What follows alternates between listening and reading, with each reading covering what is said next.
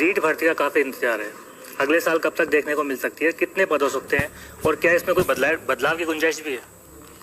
Pattern पद ज्यादा से ज्यादा होंगे। पैटर्न के बदलाव को लेकर के हमने कल अधिकारियों के साथ में चर्चा की है। हम ये चाहते हैं कि बच्चों को अच्छी क्वालिटी के टीचर मिले। हमारी एजुकेशन पॉलिसी जो आ रही है वो भी ये कह रही है कि स्क्रूटनी ऐसी होनी चाहिए कि बहुत अच्छा टीचर मिले।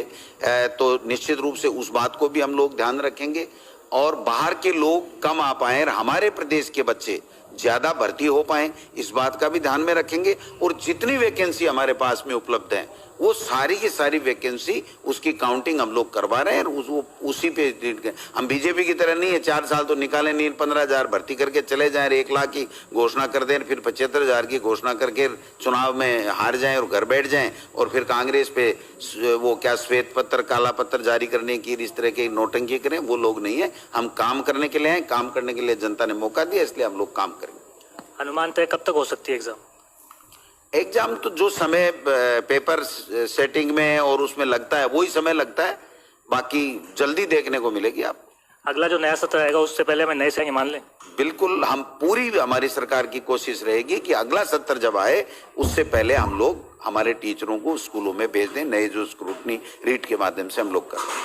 व्याख्याता भर्ती की डेट को लेकर काफी बवाल चल रहा है। कल आपने स्पष्ट भी कर दिया था कि डेट चेंज नहीं होगी, क्या पदों में बदलाव हो सकता है?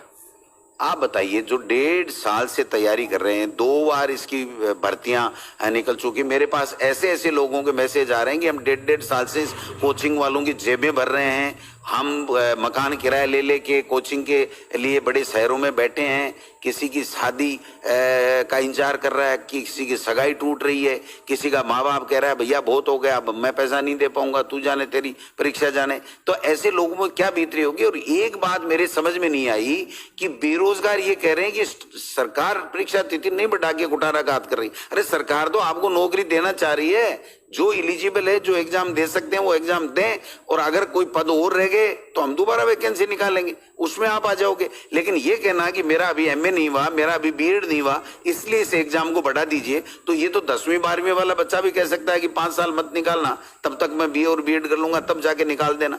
तो ये तो कोई अंत नहीं।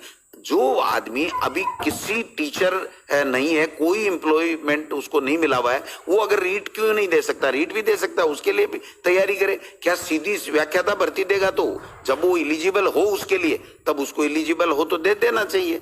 ये जो फार्म आरपीएससी ने मांगे थे ये केवल ईडब्ल्यूएस के लिए मांगे थे और कई लोगों ने नए भर दिए तो उन्होंने कोचिंग वालों से करके। और मैं समझता हूँ ये कोचिंग वालों को ये समझना चाहिए कि हम हमारे छोटे से नफे के लिए हम प्रदेश के उन लाखों बच्चों का नुकसान कर रहे हैं जो विषय अध्यापक पढ़ने के लिए स्कूलों में बैठे हैं कि कब हमें लेक्चरर मिले और कब हम विषय पढ़ करके हमें हमारे भविष्य का निर्माण करें।